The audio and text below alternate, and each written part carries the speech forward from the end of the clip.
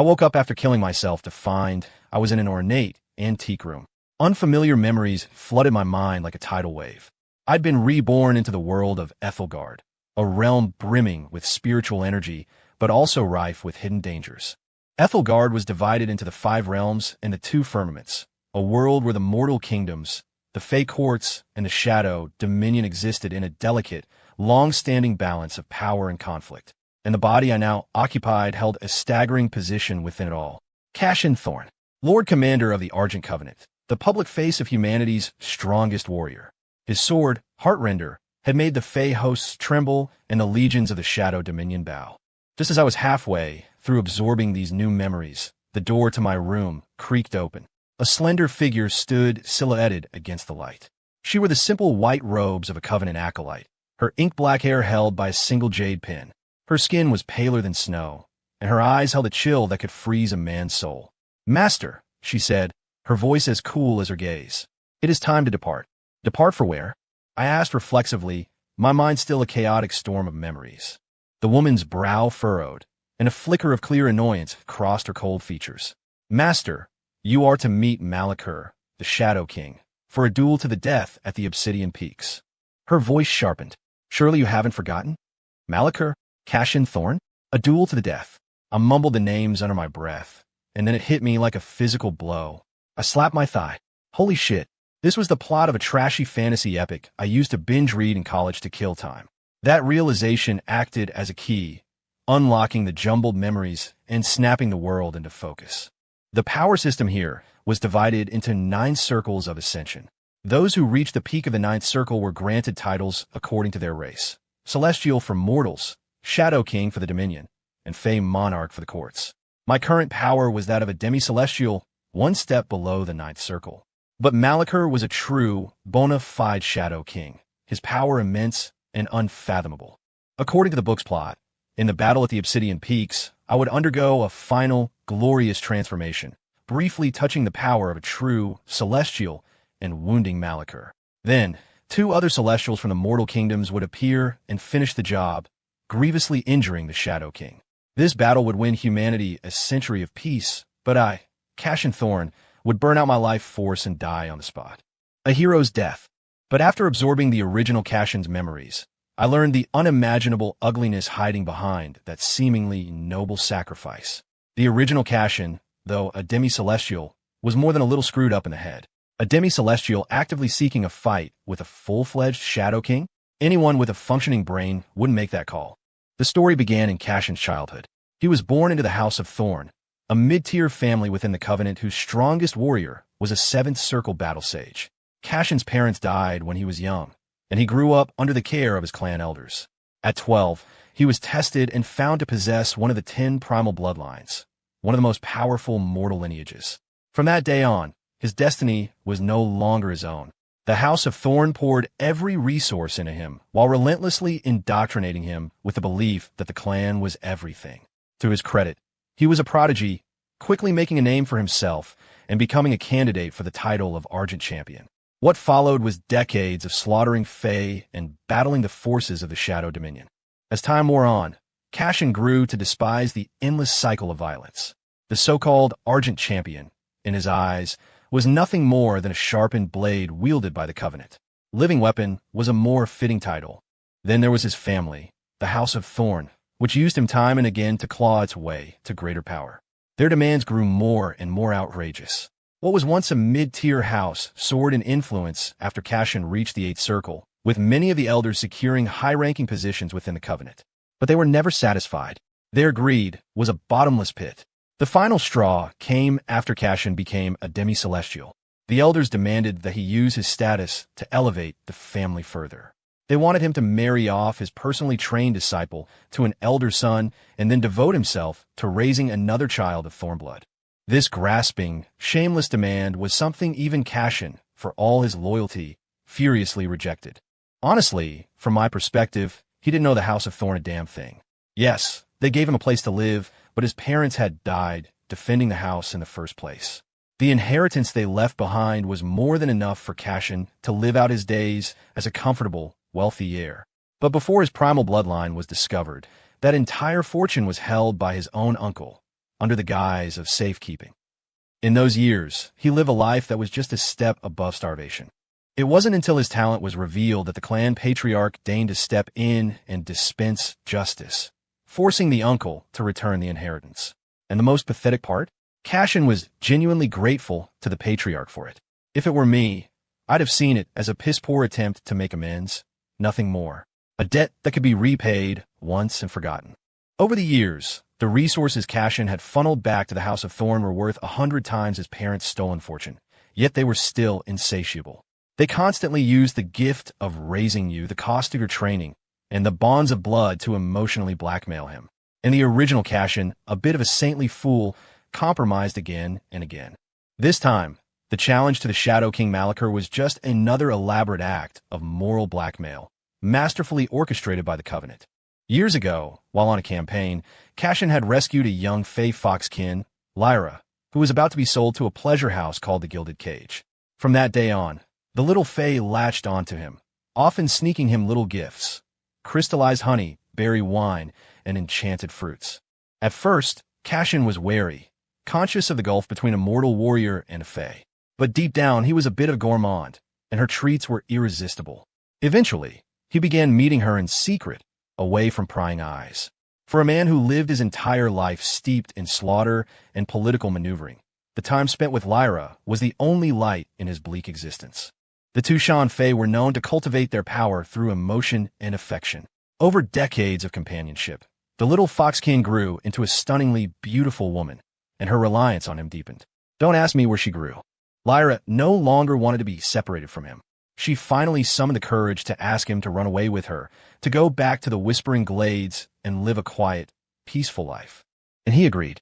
By all rights, with his parents long dead, he had no real attachments to this world. If he wanted to leave, he could have just disappeared, perhaps taking his only disciple, Seraphina Vance, with him. She was an orphan too. She'd be better off with him than left behind in the Covenant. But the original Cashin was an idiot with a rigid sense of honor. He believed that as the Lord Commander, he had to resign his position openly and properly. The result? The Covenant elders emotionally blackmailed him, reminding him of all the grace and support they had shown him over the years. They demanded one final act of service, a duel with the Shadow King to pay back his debt. And he actually agreed to it. After processing all of Cashin's memories, I realized the bitter truth. Holy hell, this guy was the fantasy world version of my mom from my past life. My eyes fell on the woman standing beside me, Seraphina Vance, her face an unearthly mask of cold beauty. She had played her part in convincing me to go and fight Malachor too. After Cashin's death in the original story, she used the power and connections he left behind, combined with her own talent, to become a major figure in the Mortal Kingdoms.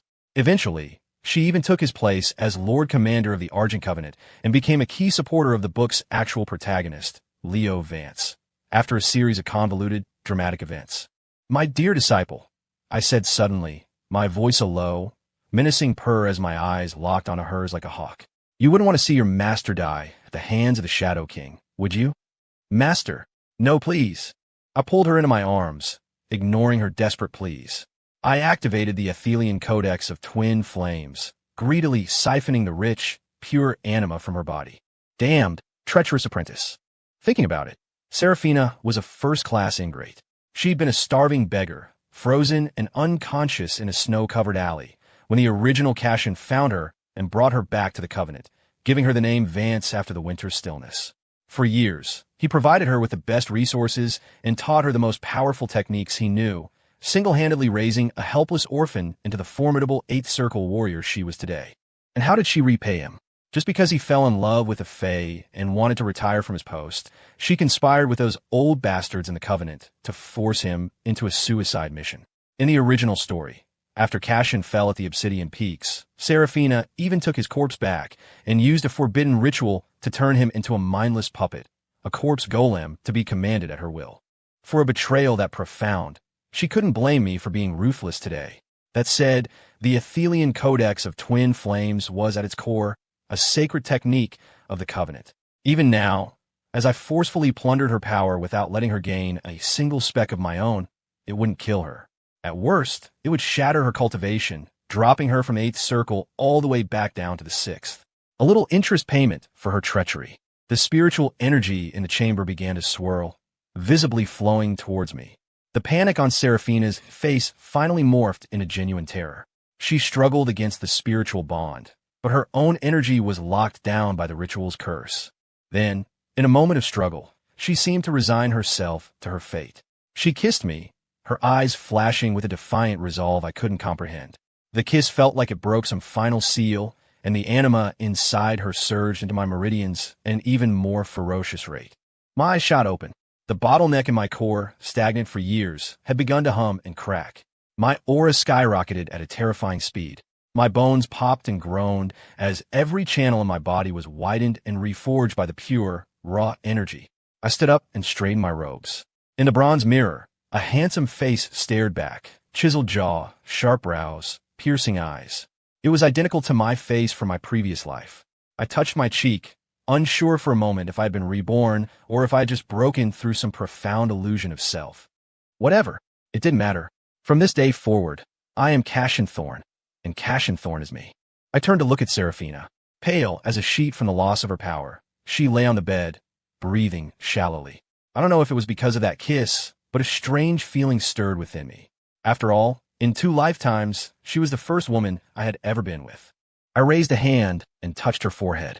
This is a method for the Athelian Codex of Twin Flames, I said coolly. You've absorbed some of my essence. You should be able to recover to the 7th circle, at least. With that, I turned and walked out of the courtyard and into the main hall. It was already packed with members of the House of Thorn. Lord Commander, the sky skiff is ready. We can depart now, one of the elders said impatiently as soon as he saw me. My gaze swept across the faces in the hall, a chill growing in my eyes. This group of vultures had been the most enthusiastic about sending me off to my death. They were terrified that if I retired to the Whispering Glades with Lyra, the House of Thorn would lose its pillar of support. So they couldn't wait to sell me out in exchange for a marriage alliance with one of the Covenant's great houses, hoping to secure their status through a wedding pact. Fools. Utter fools. They never considered that as long as I, Cashin Thorn, was alive, no one in Ethelgard would dare touch the House of Thorn. But if I died at Malakur's hands, the strongest person left in their house would be a mere 7th circle battle sage. How could they possibly stand on equal footing with the top-tier families then? An alliance? I used to be a fool too. Fortunately, I was awake now, and there was nothing I hated more than people like them. Seeing me stand there in silence, another elder stepped forward, his expression souring. Cashin, what are you waiting for? I drew Heartrender. The moment my fingers touched the hilt, a familiar warmth flowed up my arm and into my core. The power of a demi-celestial bordering on the 9th circle resonated with the blade, which let out a low, hungry hum. Without a shred of hesitation, I swung. Celestial art, heaven's cleansing light, a brilliant torrent of sword light, like a river of stars, ripped through the air with the awesome might of the heavens. A chorus of screams and the sickening crunch of bone filled the hall. The elder who had just spoken and the crowd of onlookers were instantly cut down, a great swath of them falling dead or maimed. Blood splattered across the stone floor, and the thick, coppery smell of it filled the air. Cashin, have you gone mad? An elder shrieked, clutching the stump of his severed arm as he writhed on the ground. How dare you raise your hand against us? Cashin, do you not fear the spirits of your own parents coming to claim you for this sacrilege? Another survivor, who had narrowly avoided a fatal blow, bellowed with false bravado.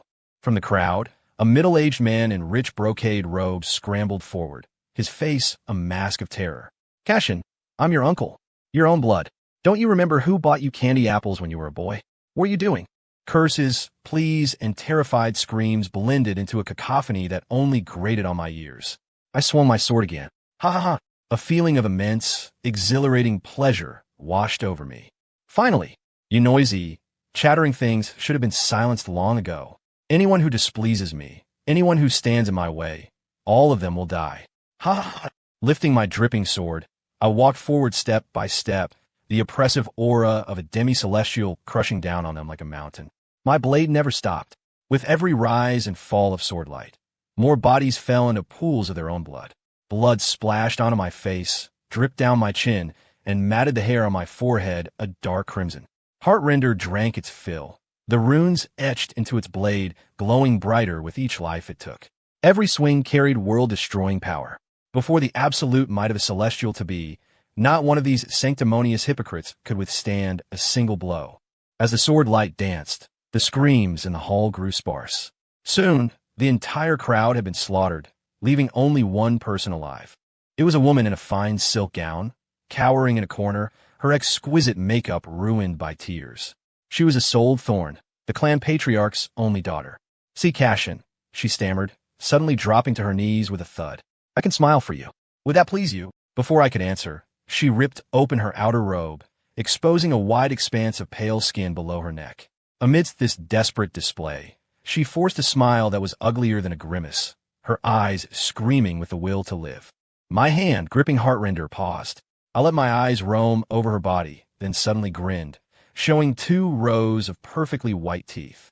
"You're easy on the eyes." "Oh, really?" Isolde's eyes lit up as if a drowning woman had just grasped a lifeline. She bit her lower lip, as if making a difficult decision, and her fingers fumbled with the sash of her inner tunic. I was wrong. I shouldn't have listened to the others and shunned you. Just spare my life, and I'll do anything you want." Swish! The sword light flashed. Heartrender sang through the air, and Isolde's head flew high into the air. I sheathed my blade, my voice filled with dark amusement. "I lied. Easy on the eyes or not, you still die." As the slaughter continued, the blood of my kin pooled at my feet. A dark shadow seemed to spread from me, devouring the blood, staining my white robes a deep, brilliant red. The Void Devourer's corpus, a bloodline that could devour the lifeblood of one's kin to achieve limitless growth. For all these years, I had suppressed its profane nature, only using its raw power. I had truly wronged it. Now, the rich essence of blood was being consumed and converted. I could feel the foundation of my power swelling, the already cracking bottleneck in my core becoming ever more fragile. All I needed was one more push to break through completely. The original Cashin had practiced the path of the unfeeling blade, but because he had developed true feelings for Lyra, his path was flawed, leaving him stuck as a demi-celestial. But now I changed my mind. The Void Devourer's corpus held a path to power far greater than the unfeeling blade. Why take the long way around? Just then, an icy aura erupted behind me. A dark, humanoid figure, 9/10 identical to my own form, slowly materialized. It raised a hand toward the corpses on the floor. Countless gray souls drifted out of the bodies, flying into the black shadow like moths to a flame. In an instant, the shadow swelled to several times its size, sprouting thousands of thick arms. 3 hideous heads took shape on its shoulders, its eye sockets burning with an eerie green fire. "Grandmaster of the Soul Arts, perfected." I threw my head back and roared, a sound so powerful it shook the nearby mountain peaks. The spiritual energy in my core detonated like a dying star, and the very space around me began to ripple. 9th circle, celestial. Ascended. Just as the pressure of my ascension subsided, an angry shout echoed from the heavens. "Cashin, why have you broken your vow?" Streaks of light tore through the clouds, coming to a halt above the Thorn estate. The leader, his robes fluttering in the wind, was an envoy sent by the Argent Covenant. Worried that Cashin was late for his duel with the Shadow King, they had come as a group to investigate. The moment they landed, the horrific scene below made them gasp. The stone courtyard was a river of blood, littered with the dismembered bodies of the House of Thorn. The stench was almost suffocating. "Cashin, you've slaughtered your own kin. Are you betraying the mortal kingdoms?" The lead envoy roared, trying to suppress the terror in his heart. But the tremor in his voice betrayed him. He wasn't afraid of the reasonable Cashin Thorn, but a Cashin who had just committed this atrocity. 100 of him wouldn't be enough to kill. Betraying the mortal kingdoms? I scoffed. I walked out of the hall, Heartrender still dripping blood. An aura of blood and soul energy swirled around me, making me look like a demon lord returned from hell. I am simply fulfilling the grand destiny of the House of Thorn, to create a celestial. I pointed my sword at the Covenant envoys in the sky, my tone glacial. "And since you're here, you can join them. Become one with my ascendant effigy and add your strength to the mortal cause." Celestial art, myriad souls requiem at my command, the effigy behind me moved. Countless black soul tendrils, like beams of dark laser light, shot from its hands towards the Covenant members. That was the name I had given my soul arts avatar, the ascendant effigy. Where the tendrils passed, screams erupted. Many of the Covenant disciples had no time to resist before their souls were ripped from their bodies and absorbed into the effigy. Within the effigy, Thousands of tormented souls wailed and shrieked as if repenting for their sins. My newly ascended celestial aura surged once more, so powerfully that the space around me began to warp. Cassian, stop! Two brilliant streaks of light tore across the sky. The next second, two figures stood steadily upon their celestial swords, raising their hands to create a golden barrier that blocked all the soul tendrils. They were the mortal kingdom's only two reclusive celestials. It's Sage Aurelius and Sage Valerius. We're saved, the few remaining Covenant disciples cried out, their faces awash with the ecstatic relief of survival. I looked up at the two figures in the sky, a contemptuous smile playing on my lips. The mortal kingdoms had never been without celestials. It was just that these old relics had locked themselves away in mountain hermitages for centuries, cultivating in seclusion. They called it strengthening humanity's foundation. In reality, they had long since lost their nerve. Among the three great powers of Ethelgard, the Shadow Dominion was unique. Most of the time, only one Shadow King ruled their domain. Even so, they held their territory firmly, relying on a scorched earth madness. If a second Shadow King ever rose to challenge the first, the loser would take their remaining forces and launch a suicidal invasion into mortal or fey territory, determined to take a rival celestial-level powerhouse down with them in a final blaze of glory. As for the fey, their internal strife was even more vicious than their external wars. 10,000 years ago, the fey were at their zenith and produced 5 fey monarchs at once. They planned to unite and crush the mortal kingdoms. But before they even crossed their own borders, the 5 monarchs turned on each other. 2 were devoured on the spot by the other 2. The last, a 9-tailed monarch, chose to self-destruct rather than suffer humiliation. That grand, world-shaking war between mortals and fey ended in the most farcical way imaginable. With the fey serving as a cautionary tale, the Shadow Dominion was far more inclined to find a mortal celestial to accompany them to the underworld. As a result, these old human relics grew more and more cautious, carving self-preservation into their very bones.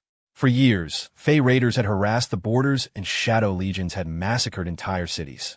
Generation after generation of mortals had died, their blood flowing in rivers. But as long as the flames of war didn't reach their secluded sanctuaries, these celestials would never show their faces. But now, the moment a single rebel like me appeared among their own kind, they couldn't wait to jump out. Why could that be? It's such a mystery.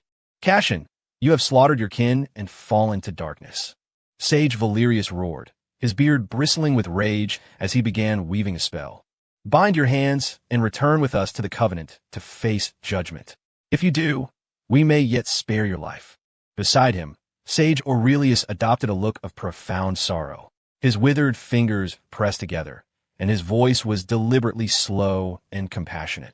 The sea of suffering is boundless, but the shore is just a step away. Cassian, in recognition of your past service to the mortal kingdoms, if you turn back now, we can let this matter go. Let it go.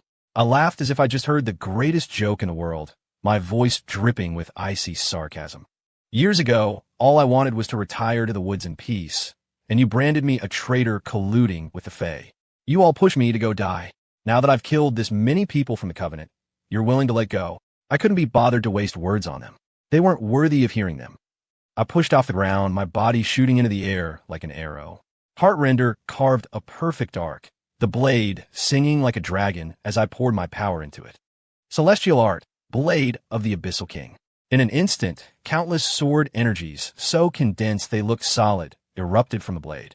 They rained down like a torrential storm, spreading out from me to completely envelop Sage Valerius and Sage Aurelius. The sharp shriek of the blades tearing through the air created an invisible field of pressure that shredded the very clouds in the sky. Insolent fool! Valerius bellowed. His hands moved like fluttering butterflies, forming a complex series of seals. With each completed sign, the golden spiritual energy around him intensified. Celestial art, the aegis of 1,000 truths. Circles of invisible, transparent waves expanded from his body, rippling outwards like stones dropped in a lake. Wherever they passed, space itself seemed to wrinkle.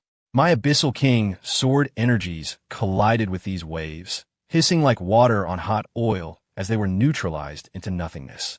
At the same time, a single crystalline tear inexplicably rolled down Sage Aurelius's cheek. The moment it left his eye, it swelled to the size of a fist, glowing with a holy golden light. Celestial art, the tear of absolution. The tear shot towards me with a piercing shriek, moving far faster than my sword energies. A chill went down my spine.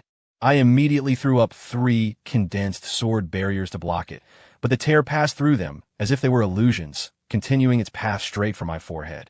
I frowned. Several shadow forms, condensed from pure soul energy, flew from the arms of my ascendant effigy, surging towards the tear like a black tide. However, the moment the tear struck the shadows, the golden light exploded.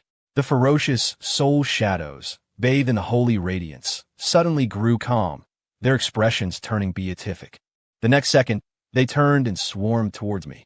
I swung my sword casually, a single sweep of light obliterating the traitorous soul shadows. Before the 2 sages could launch another attack, I propelled myself through the air, closing the distance like a phantom. My target was Sage Aurelius. Compared to Valerius's defensive arts, this old bastard who could pacify souls was the greater threat. Heartrender was wreathed in the freezing energy of the void, so cold it seemed to freeze the space around us. The tip of the blade aimed directly for his face. Sage Aurelius, after all, was a veteran celestial who had lived for thousands of years. His expression didn't change as he floated backwards like a paper kite, instantly taking cover behind Sage Valerius. At the same time, he pressed his palms together and pushed forward. A giant golden Buddha palm materialized from thin air, descending with a weight to suppress all creation, aimed right for my head. Ascendant effigy, rise! I shouted. The multi-headed, multi-armed avatar behind me swelled to a colossal size. Thousands of black hands slapped upwards simultaneously, meeting the golden palm. Boom! The shock wave of spiritual energy flattened the mountains below. While the palm was blocked, I continued my charge towards the 2 celestials. For a time, the sky was filled with thunderous explosions. The spiritual energy for 1,000 miles around grew chaotic and violent, and the light of our battle blotted out the sun and moon. After a long struggle, I began to feel my power waning. My blood-soaked robes were torn in several places by the golden light, exposing skin covered in small cuts. A trickle of blood escaped the corner of my mouth. If not for the fact that these 2 celestials were wary of my recent breakthrough, afraid I would launch a suicidal, mutually destructive attack, and were thus holding back with every blow, I would have been defeated long ago. Seeing my state, Aurelius's face grew sorrowful. Cassian, stop now. Accept our seals, and you may yet live. I threw my head back and laughed. I once swore an oath that from this day forward, I would never again swallow my pride for any reason. I will be the one who makes others choke on theirs. Let the 5 realms and the 2 firmaments bear witness. A look of grim determination flashed in my eyes. I gripped Heartrender with both hands, pulling every last shred of celestial power from my core and pouring it into the blade.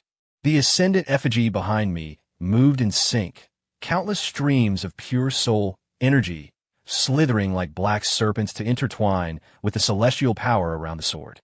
Heartrender erupted with a blinding black and red light, the runes on its blade seeming to come alive as it emitted a deafening scream. Today, I will take you both down with me. I roared, my voice filled with the madness of a cornered beast. Celestial art, finality of the sundered star. This was an attack that burned one's own celestial foundation in exchange for world-ending power. Once used, death was certain, win or lose. The faces of Sage Valerius and Sage Aurelius changed drastically. Their composure shattered. In an instant, they turned and retreated, moving so fast they broke the limits of space, appearing 100,000 miles away in the blink of an eye. Seeing them flee, a cunning glint appeared in my eyes. I abruptly pulled back my attack, forcibly recalling most of the power I had poured into the sword. Before the roiling energy in my body could settle, I swung my blade, tearing open a distorted spatial rift in front of me. Without hesitation, I dove inside. Damn it, he's running. Sage Valerius was the first to realize. He watched Cassian's back disappear into the rift, his face contorting with rage. They had lived for millennia, only to be played for fools by a newly ascended junior. It was an utter humiliation. The 2 exchanged a look, seeing the anger and killing intent in each other's eyes, but neither dared to recklessly enter the unstable spatial rift. Just then, a pitch-black figure materialized from the void like a ghost. appearing directly behind Sage Valerius without causing the slightest disturbance. The figure's palm was wreathed in demonic energy as thick as ink, a black power so condensed it was almost solid. Without hesitation, it thrust toward Valerius's back. Squelch! The sound of a hand piercing a chest was horribly clear in the empty sky. Valerius froze, his body trembling uncontrollably. He slowly looked down at the blood-soaked hand protruding from his chest, and at the still-beating, golden glowing heart held within its grasp. His eyes were wide with disbelief and horror. The next second, the hand clenched. With a sickening, muffled pop, the living heart was crushed into a bloody pulp. Golden celestial blood splattered across the sky. Arg! Valerius let out a short, piercing scream. The celestial power drained from his body like a receding tide. He fell limply from his sword, crashing onto the stone courtyard below with a sickening crunch, his life extinguished in an instant. Who's there? Sage Aurelius was terrified out of his wits.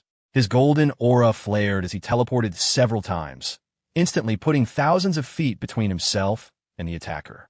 He clutched his hands in a defensive ward, layering barrier after barrier around himself. The black-robed figure slowly turned.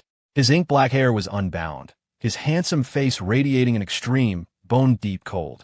An overwhelming, tyrannical demonic energy, completely different from celestial power, poured from him.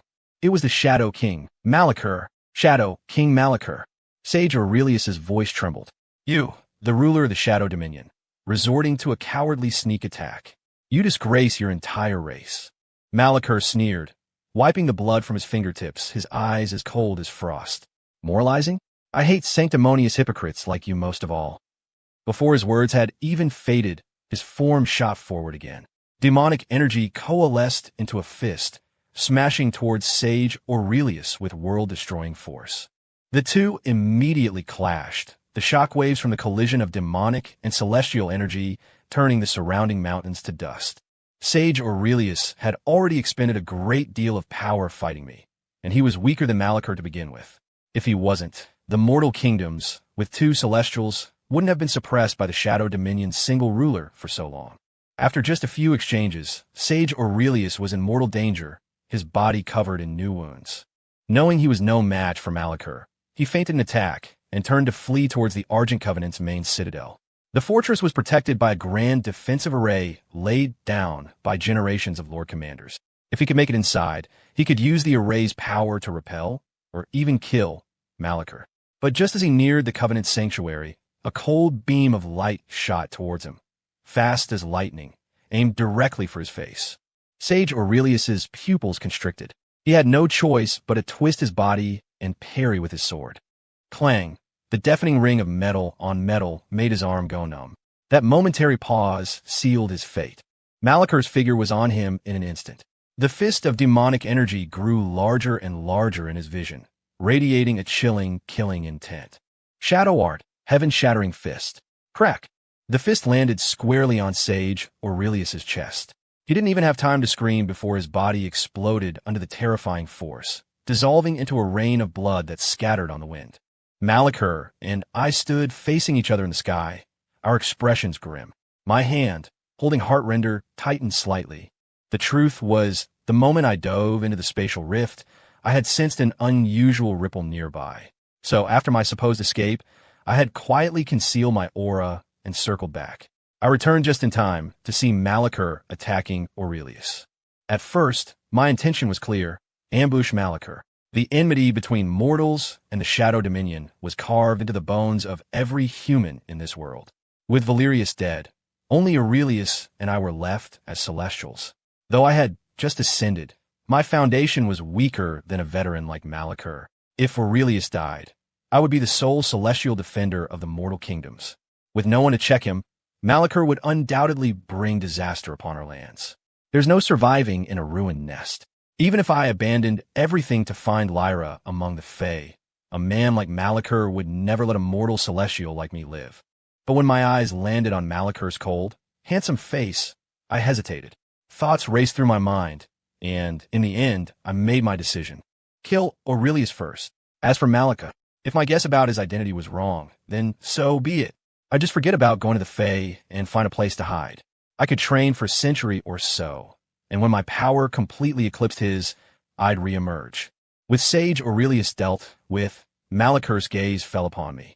That expression, once as cold as frost, was now filled with an indescribable shock.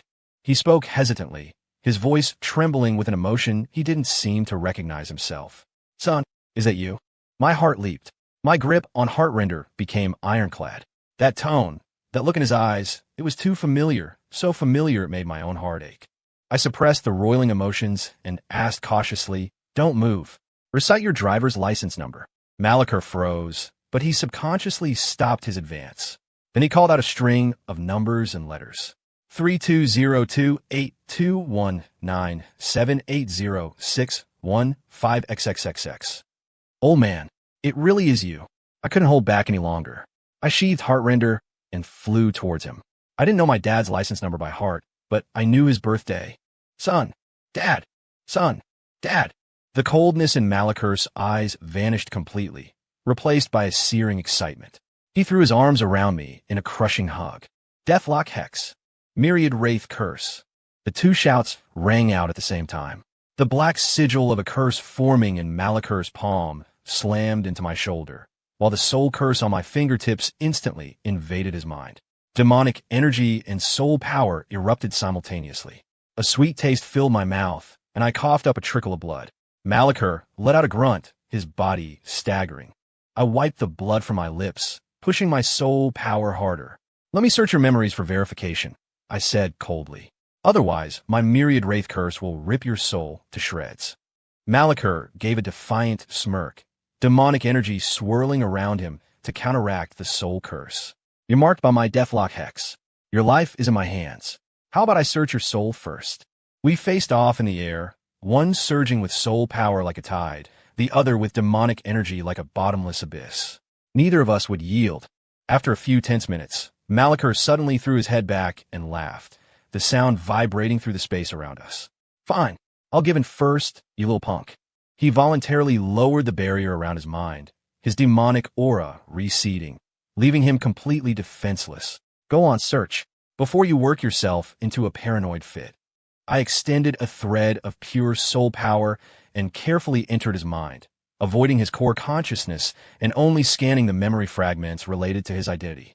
Once I confirmed it was really my dad, I immediately withdrew my soul power and prepared to let him search mine. But he just waved his hand. "Forget it. I'm sure you're my son." Malaker clapped me on the shoulder, looking me up and down several times. "I can't believe you crossed over too, kid. I thought I was the only one." From his story, I learned that my dad had been reincarnated as Malaker a year ago, the exact time he had died in our original world while saving me. When he first arrived, he didn't even know how to use demonic energy and had none of the original Malaker's memories. It took him a full 6 months of fumbling around to understand this world and master his new power. He figured that if he could cross over, then my mom might have as well. His plan was to conquer Ethelgard and use its entire global power to find her. After learning the mortal kingdoms had 2 celestials, he scrapped the idea of an honorable duel and decided to sneak over and look for a chance to ambush them. As we were catching up, my dad suddenly asked, "How did you die?" My expression flickered. Finally, I told him the truth. I committed suicide. It all started with my mom. As an only child, my parents were wonderful to me. Their combined salary was decent, but after I graduated college, they somehow produced a small fortune, telling me it was for a down payment on a house when I got married. But my mom, she wasn't so lucky. She was the classic middle child, an older sister, a younger brother. My grandparents had wanted a boy, so after my aunt was born, they had my mom, still a girl. So they tried again, and finally got my uncle. My mom was the one making a sweat. Every time we had a family dinner at their house, my mom would spend the entire day cooking, and they would all start eating before the stove was even off, never once waiting for her. Later, when my grandparents' health failed, the 3 siblings agreed to take turns caring for them. The final arrangement was that my mom, being retired, would take them Monday through Friday, while my aunt and uncle would each take one day on the weekend. But my aunt couldn't cook, so every Saturday, she just made the old folks' porridge. My aunt by marriage got fed up and posted about it on social media. The two of them had a huge fight, and my aunt stopped coming on Saturdays altogether. Then my uncle's wife, furious, also quit. In the end, my mom became their 24/7 unpaid caretaker. I told her, if they won't go, you shouldn't go either. But she had been brainwashed for decades with the mantra of take care of your sister, take care of your brother. Her kindness had become a crippling weakness. Nothing I said could change her mind. After 5 years of this, my grandfather choked to death when my aunt was carelessly feeding him. My grandmother froze to death during a typhoon because my uncle forgot to close her window. Then came the will. My aunt, who had gone through a messy divorce and had nothing, got a house. My uncle got all the savings. My mom got a wheelchair. The real kick in the teeth came a month after the funeral. My mom was diagnosed with late-stage cancer. After spending over $50,000 on medical bills, she decided she didn't want treatment anymore. It was too expensive. The money they'd saved had been for my house, and they didn't have much left. We offered to sell the house to pay for her care, but she threatened to kill herself if we did. My dad and I remembered a $30,000 loan my aunt had taken from us 10 years ago. When we went to ask for it back, she claimed her ex-husband was the one who borrowed it. She'd left him with nothing, she said, so it wasn't her problem, and he was broke anyway. We should go find him. But her ex was drowning in debt and had vanished off the face of the earth. As a last resort, I went to my cousin's cushy corporate job and asked him to repay his father's debt. Thankfully, my cousin was a decent guy and paid us back. But it wasn't enough. My mom didn't make it. My aunt didn't even come to her funeral. After my mom died, I felt like I was suffocating on a rage I couldn't release. Her last words to me, "This life was too hard. In the next one, I don't want to be human again," echoed in my head constantly. But I didn't know who to hate. My grandparents for their favoritism? They were dead. My aunt? She hadn't directly done anything wrong to us. She just always ran crying to her parents when she had a problem. My uncle? He actually helped out a lot at the funeral. But I couldn't shake the feeling that they had all killed her together. Then, one day I was driving and my mind drifted. I crashed into an 18-wheeler. My dad died saving me. That was it. I couldn't take it anymore.